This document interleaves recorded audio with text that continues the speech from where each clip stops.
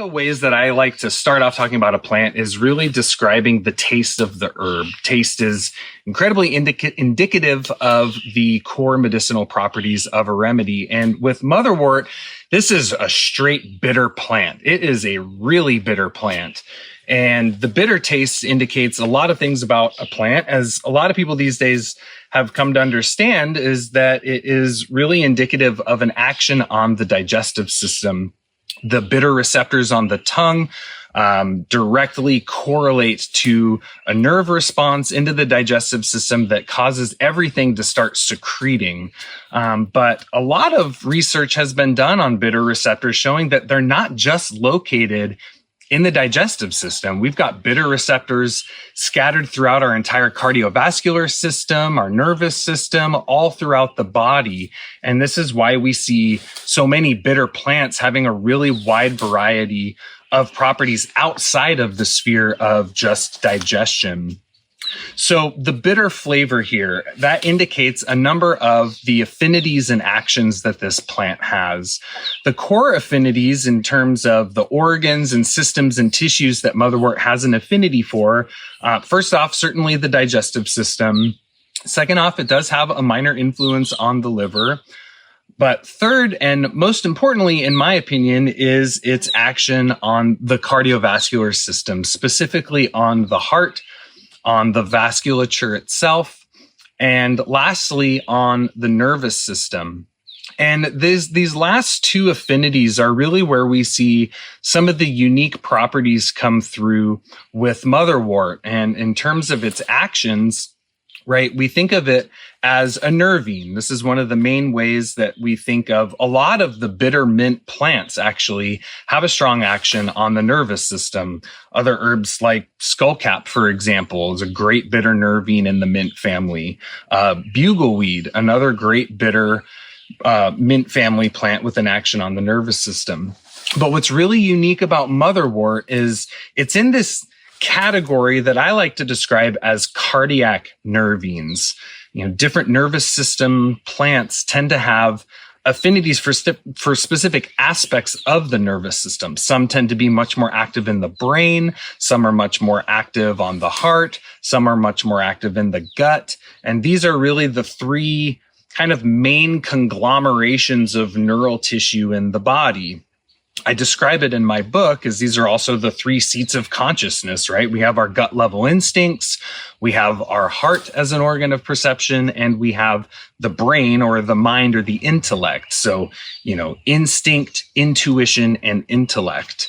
And Motherwort is really unique here in the way that it is very specific for the nervous system and its relationship to the heart. So this is a great cardiac nervine. What does that mean? Well, it's really great for people that when they get nervous, when they get anxious, when they get stressed out, and they specifically feel it in their heart. That can be things like palpitations, a nervous heart, a rapid beating heart. They get really sweaty when they get nervous. This is where Motherwort is really, really powerful and potent. So as a cardiac nervine, this is one of my favorite remedies. This is one of the primary ways that I have used it in my practice for people. So we've got the cardiac nervine is really unique here. One of the other affinities that this plant has that I didn't mention is also for the female anatomical reproductive system. So this is specific for the uterus, and that translates into its action as an emmenagogue. And it is a really, really effective emmenagogue. I think it's one of the most effective emmenagogues. We've seen it work in drop doses, like really, really quickly as an effective emmenagogue. So those are some of the main actions: bitter tonic, emmenagogue, nervine, and specifically cardiac nervine. And then lastly, we have the energetics. And, you know, the energetics of herbs is a very important attribute of their properties. This is the way herbs have been traditionally understood throughout the world and many different systems of herbal medicine before we understood anything about constituents or biochemical mechanisms of action. And it is one thing that I find really important to reincorporate into our modern model of herbal medicine alongside the chemistry and the biochemistry and the vitalist actions and properties and things like that. So with Motherwort as a very strong bitter herb, this is definitely a cooling plant. A lot of plants that have a very specific bitter property, meaning they don't have other taste incorporated into it, like they're not volatile bitters, they're just a true bitter. Typically, that's a very cooling action. It sedates heat. Bitter has kind of this downward bearing energy. So it brings the vital force down when it's radiating too much up and out. And this is very much true with kind of an agitated heart. When the heart is stressed, and you know how it is when you feel stressed and anxious, the energy is kind of moving up and out to the periphery. And when people are hot, the energy moves up and out. You get red flushed face, you get headaches. Even when you're really hot, you're sweating, right? The cooling property brings that down and in. So it's sedative to excess heat, specifically in the heart, as well as specifically in the nervous system. Because this bitter property tends to have that downward bearing action, that also tends to drain fluids. So in that way, Motherwort is considered drying. So this is a cold, drying plant energetically.